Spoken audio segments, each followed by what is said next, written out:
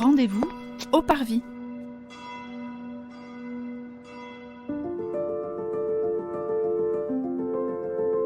Bonjour et bienvenue dans ce 9e épisode de notre série de podcasts qui vous propose de découvrir les églises du diocèse de Nanterre à travers un regard à la fois historique, culturel et catéchétique.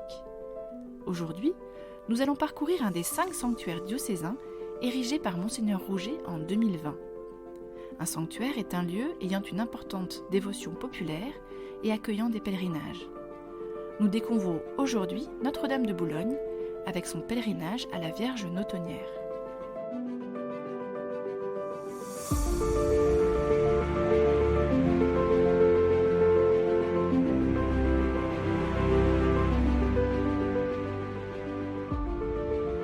Bonjour, nous sommes aujourd'hui à Notre-Dame de Boulogne et nous sommes accompagnés de messieurs Jacques des Écotais, Henri de Clermont-Tonnerre et du père Roger Villegas, curé de la paroisse. Bonjour. Bonjour. Bonjour. Bonjour à tous, soyez les bienvenus pour cette visite. Nous sommes donc dans une église qui a fêté l'année dernière ses 700 ans. Monsieur des Écotais, est-ce que vous pouvez nous en dire un petit peu plus ? Écoutez, volontiers, je vais vous parler de l'histoire de cette église qui s'appelle Notre-Dame de Boulogne, qui est sise à Boulogne-Billancourt et qui s'est appelée auparavant Notre-Dame la Petite ou Notre-Dame de Boulogne-sur-Seine.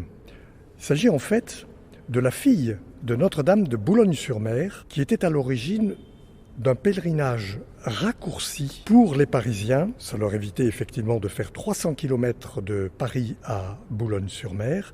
Et l'initiative avait été prise par Philippe le Bel. Nous en avons fêté le 7e centenaire l'an dernier, en 2020. Dès les premiers siècles, le christianisme se répand rapidement en Europe.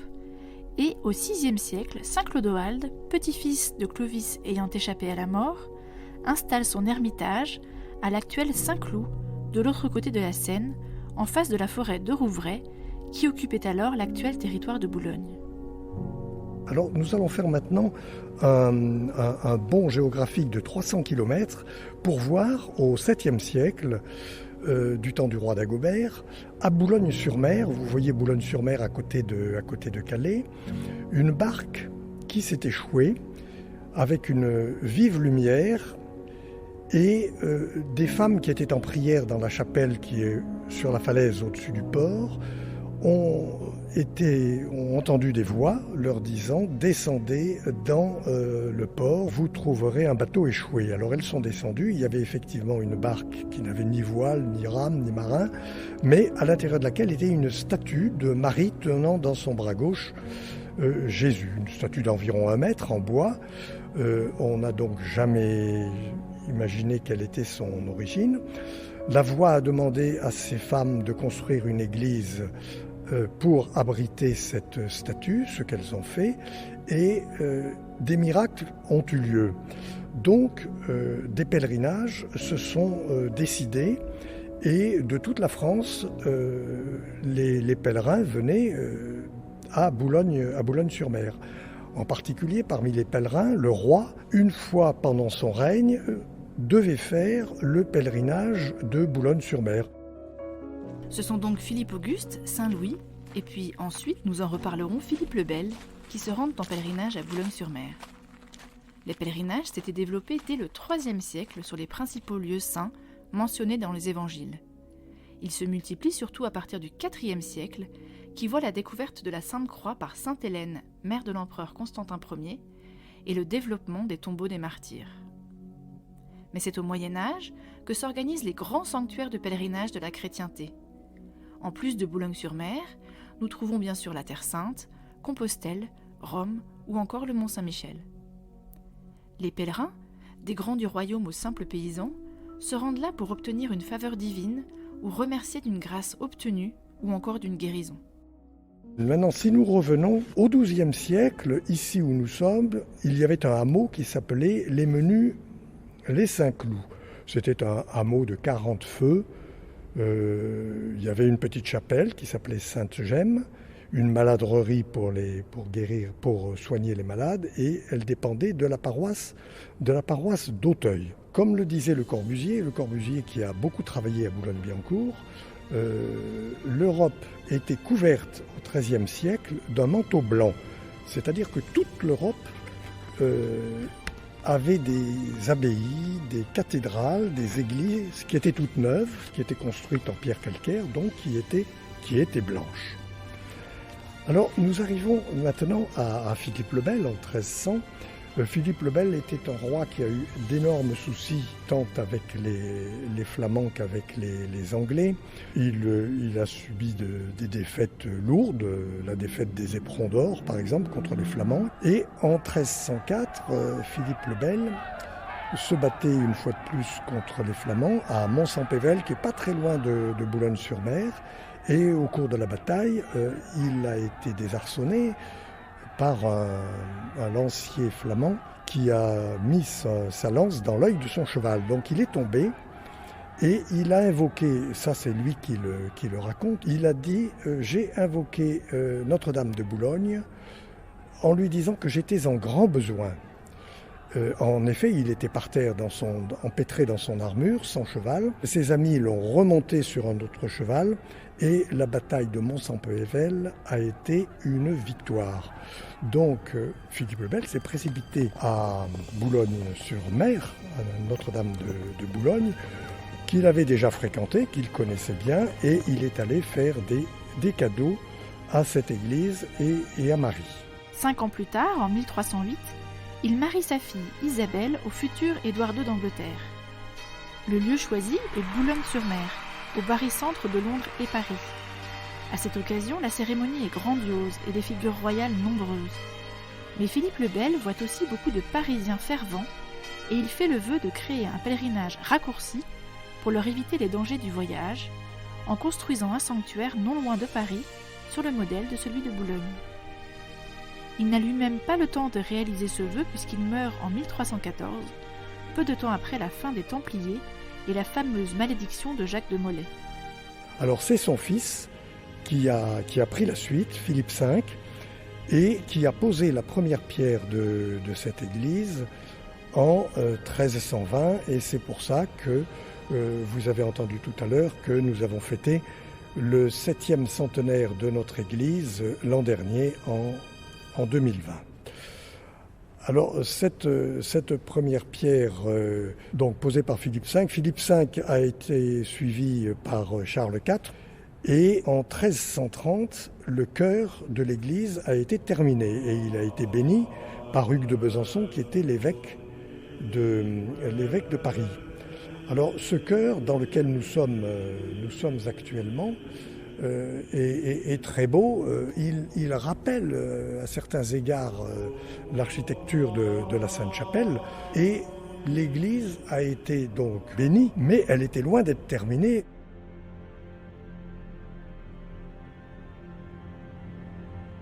C'est le début de la guerre de 100 ans. Et là commence une bien mauvaise période pour Boulogne et ses environs. Famine, descente de soldats, Édouard III d'Angleterre ravage Neuilly, Saint-Cloud, Longchamp et Boulogne en 1346. Rien ne sera épargné à Boulogne, qui de plus subira l'épidémie de peste noire qui va décimer à cette époque 50% des Parisiens et 25% de la population européenne.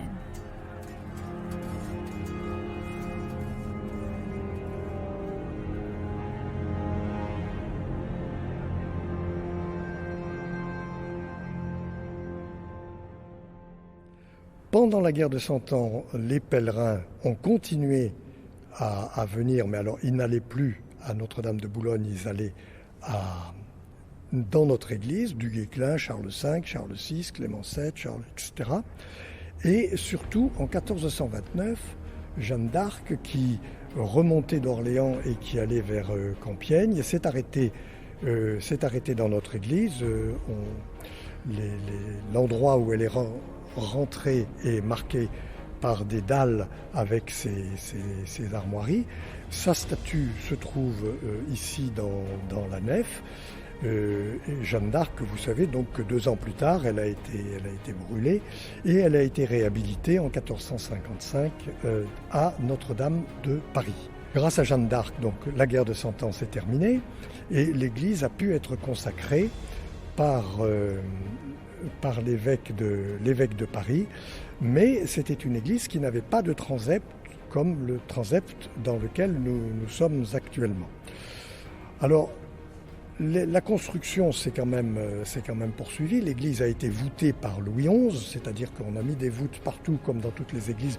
C'était surtout pour éviter les incendies. On a construit un porche Renaissance devant l'église du temps de François Ier.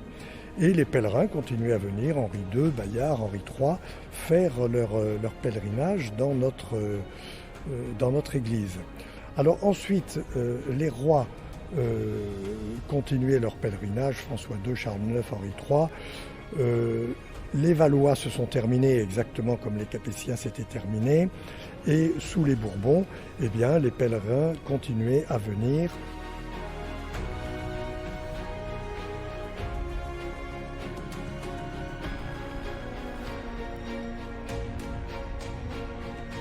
Lors de la Révolution, ça ne s'est pas bien passé, mais les habitants de Boulogne ont été très déterminés, très courageux, et ils ont réussi à préserver notre église. Bon, les cloches ont été descendues, le trésor a été pillé, mais l'église est restée debout alors que l'abbaye de Longchamp a été entièrement rasée, et puis l'église de Boulogne-sur-Mer a été aussi entièrement rasée. Il ne reste plus une seule pierre de l'église d'origine de Boulogne-sur-Mer. Comme notre église avait été construite à la ressemblance de Boulogne-sur-Mer, quand on veut imaginer comment était Boulogne-sur-Mer, eh bien, on peut regarder notre église. Après la Révolution, il y a eu le Concordat. Bon, avec Picette, il y avait 2500 habitants à ce moment-là à Boulogne. Donc Boulogne prenait de l'importance. Et en 1830, Victor Hugo a écrit son fameux livre Notre-Dame de Paris, grâce auquel Viollet-le-Duc a pu restaurer Notre-Dame de Paris. Et ceci a incité les habitants de Boulogne à demander aussi la restauration de notre église, qui était vraiment en aussi mauvais état que Notre-Dame de Paris. Et encore une coïncidence heureuse, en 1858, c'est-à-dire l'année des apparitions de Notre-Dame à Lourdes, eh bien, notre église a été déclarée monument historique et Napoléon III a accepté de financer sa restauration. C'est un élève de Viollet-le-Duc, Eugène Millet, qui est choisi pour diriger la restauration. Il choisit de réaliser le projet initial de l'église plutôt que de la restaurer dans l'état où elle était à l'époque. Il est donc construit un transept qui prend la place des chapelles Sainte-Marie et Saint-Joseph qui entouraient alors le chœur. Après la guerre de 70, eh bien, les paroissiens de Notre-Dame de Boulogne, pour remercier Marie de ce que Boulogne avait été épargnée, l'église n'avait pas été démolie, etc., ont lancé un chantier décoratif important. On refait faire toutes les peintures que l'on avait retrouvées sous des badigeons et on refait faire tous les vitraux qui avaient été démolis. Une nouvelle Vierge Notonnière a été réalisée sur les dessins de Viollet-le-Duc. L'église a retrouvé sa vie et vous avez entendu parler sans doute à nouveau de Notre-Dame de Boulogne lors du pèlerinage de Grand Retour qui a eu lieu entre 1945 et 1948 à l'issue de la dernière guerre mondiale, où 4 Vierges Notonnières ont traversé la France, l'une par voie maritime, une à l'est, une au milieu, une à l'ouest. Donc, de même que la paroisse est vivante, cette église est vivante.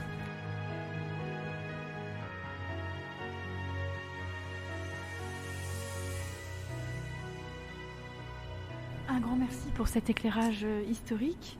Monsieur de Clermont-Tonnerre, quand on arrive dans cette église, on est vraiment submergé par la couleur, par la richesse du décor. Est-ce que vous pouvez nous dire un mot sur l'architecture de cette église? Donc là, on se trouve dans le porche de l'église, qui a été rajouté en 1860 lors de l'extension de la rénovation de cette église.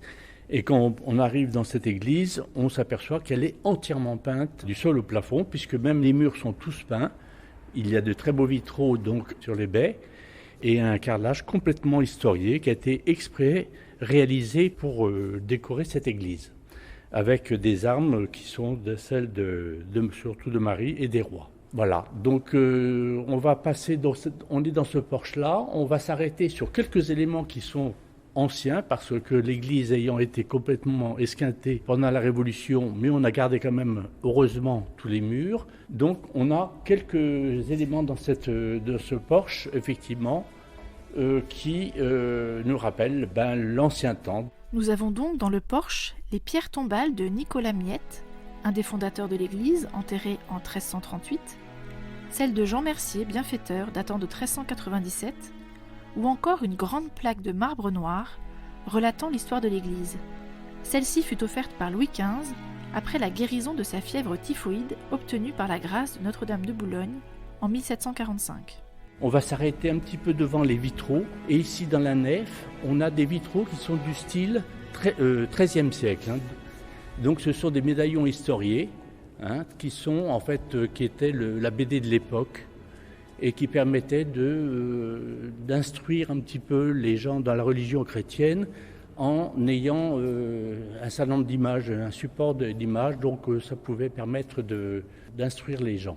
Puisque effectivement, à cette époque-là, au Moyen-Âge, au XIIe et XIIIe siècle, très peu de gens savaient lire. Voilà, donc on a ici des médaillons. On va voir que dans les autres parties de l'église, les vitraux sont plutôt de style XVIe siècle, c'est-à-dire qu'on a des personnages, des saints en pied, et qui sont avec un dais au-dessus. Et à ce moment-là, donc, ce sont des vitraux qui sont du style XVIe siècle. Voilà, donc deux types de vitraux. Juste un petit élément d'architecture qui m'interpelle beaucoup. On s'aperçoit qu'ici, en début de la nef, après le porche, on a des vitraux qui sont à 2 lancettes, assez bas, non historiés. Un petit peu plus loin, on a déjà 3 lancettes avec des chapiteaux autour des éléments. Et dans le chœur, plus on va dans le chœur, plus les vitraux prennent la totalité des arches. On passe donc du monde extérieur au cœur de l'église dans lequel se trouve le tabernacle. De l'obscurité à la lumière du Christ ressuscité, le fond de l'église étant à l'est, au soleil levant. Puisqu'on est aussi au niveau de la nef, je vais juste un tout petit mot du carrelage, un très très beau carrelage qui est historié, avec les Ave Maria, la couronne, les fleurs de lys, et on s'aperçoit qu'effectivement ce sont des éléments qui sont aussi bien attribuables à la Sainte Vierge, mais aussi qui sont des éléments royaux. Entre autres, autour des fleurs de lys, on a des dauphins. Les dauphins montrent en fait la spécificité de Notre-Dame de Boulogne-sur-Mer, donc le thème marin est essentiel dans cette église. Ce thème marin est repris dans les décors de toute l'église, particulièrement dans le chœur, où les peintures datant de la restauration d'Eugène Millet reprennent les motifs de vagues et de dauphins, autour du psaume 93 et du cantique des 3 enfants. Baleines et bêtes de la mer, bénissez le Seigneur. Tout ce qui s'agite dans les eaux, bénissez le Seigneur. Fontaines, bénissez le Seigneur. Mers et fleuves, bénissez le Seigneur. Au maître-autel du fond du chœur, réalisé par l'architecte Claude Jacquemin à l'occasion de l'exposition universelle de 1867, répond l'autel moderne, datant de 2019, en pierre brute de Saint-Maximin et marbre de Carrare. Entouré de 12 arcades, comme les 12 apôtres, une figure en bas-relief y représente le bon pasteur nourrissant ses brebis du pain de la vie. À la droite de l'autel, côté sud, se trouve la chapelle de la Vierge. Ici, on a un très beau vitrail qui représente les mystères du rosaire. C'est pratiquement un vitrail qui est à cheval sur le style, puisque je parle toujours, c'est un vitrail qui date de 1871, donné par le Saint-Siège. On a les armes de Pie IX, donc qui attestent cette donation. On est à cheval entre des vitraux moyenâgeux, puisque c'est une histoire. On a des images, donc ça se lit de bas en haut et de gauche à droite. Donc on est depuis l'Annonciation jusqu'à le couronnement de la Sainte Vierge, élément qu'on va retrouver aussi d'ailleurs dans le vitrail principal, puisqu'on est l'église étant dédiée à la Sainte Vierge. On a le vitrail au chevet de l'église avec l'Annonciation et le couronnement de la Sainte Vierge. Donc sur notre gauche, on a un groupe qui a été réalisé par la société Gaget. La Sainte Vierge a été dessinée par Viollet-le-Duc. Donc ce groupe, et donc on retrouve la Vierge de Boulogne qui tient l'enfant Jésus dans sa main gauche, comme on l'a décrit en 633, et qui est accompagnée de deux anges. La tradition veut que que c'était sans rame et sans voile. Bien sûr, on a une nef extraordinaire qui est plutôt qu'on a sublimée avec une magnifique voile. Bon, enfin, voilà. Pour l'anecdote, Émile Gaget, qui avait participé avec son atelier de fonderie à la construction de la Statue de la Liberté, avait distribué, à l'inauguration de celle-ci, des miniatures de la sculpture. Au pied des petits objets était gravé son nom. Dans l'assemblée, le public conquis se demandait « Do you have your gadget ?» Et c'est ainsi qu'est né le mot « gadget ». Nous avons donc vu que Notre-Dame de Boulogne a une longue histoire derrière elle et que beaucoup de gens sont venus en pèlerinage ici. Père Roger de Villegas, vous qui êtes le curé de cette paroisse, est-ce que vous pouvez nous parler de l'actualité encore prégnante de ce pèlerinage aujourd'hui ? À mon arrivée début septembre, je me suis dit, dans cette église, il y a une histoire et surtout un message de la Vierge. Et si cette église continue à vivre, c'est parce que ce message est toujours actuel, il est toujours présent dans le cœur des Boulonnais, dans le cœur de tant de personnes qui viennent trouver consolation, réconfort dans cette église. Je vois la Vierge, comme vous la voyez là-bas au fond, avec l'enfant Jésus entre ses mains, et puis la Vierge dans cette barque.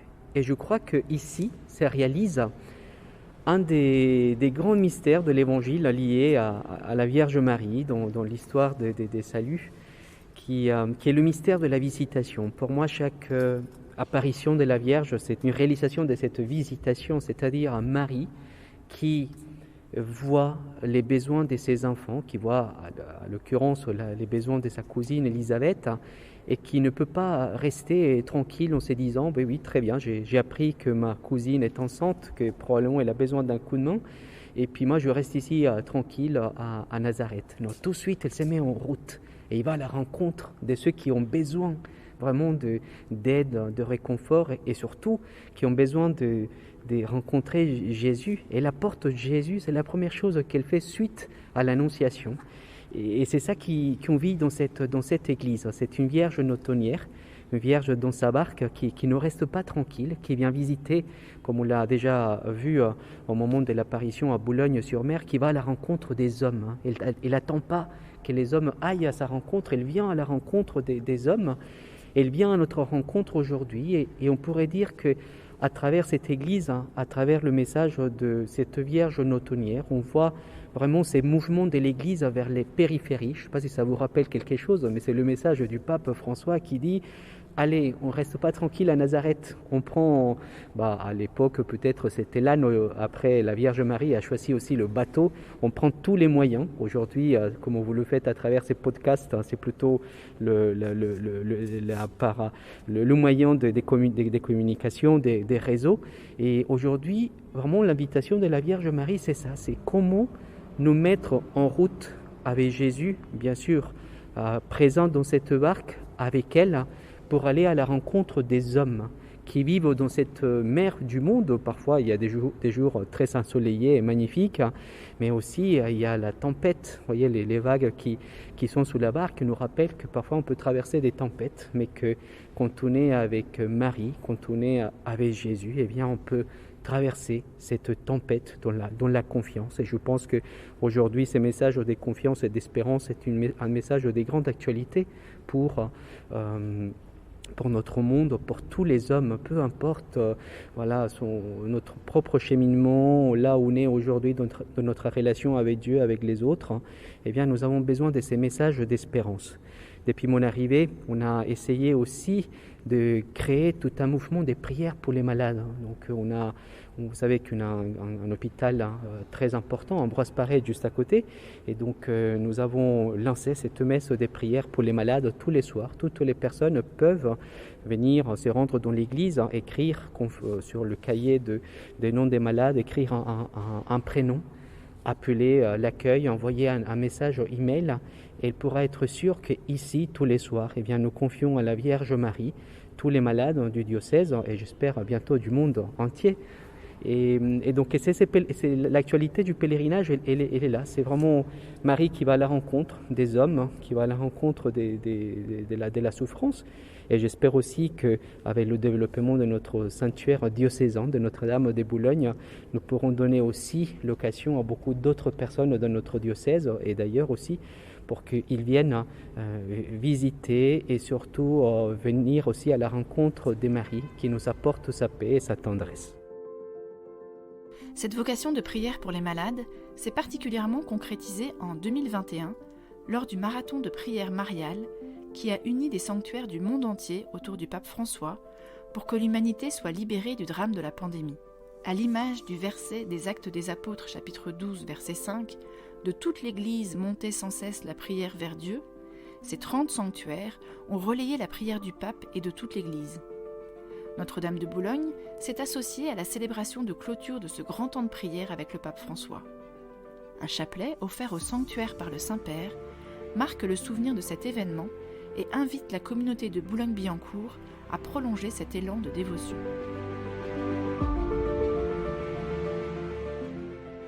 Nous espérons que vous avez apprécié de parcourir avec nous le sanctuaire Notre-Dame de Boulogne. N'oubliez pas de vous abonner à ce podcast pour être informé des nouvelles publications et réécouter les épisodes précédents. Nous vous donnons rendez-vous début janvier pour le 10e épisode de Rendez-vous au Parvis.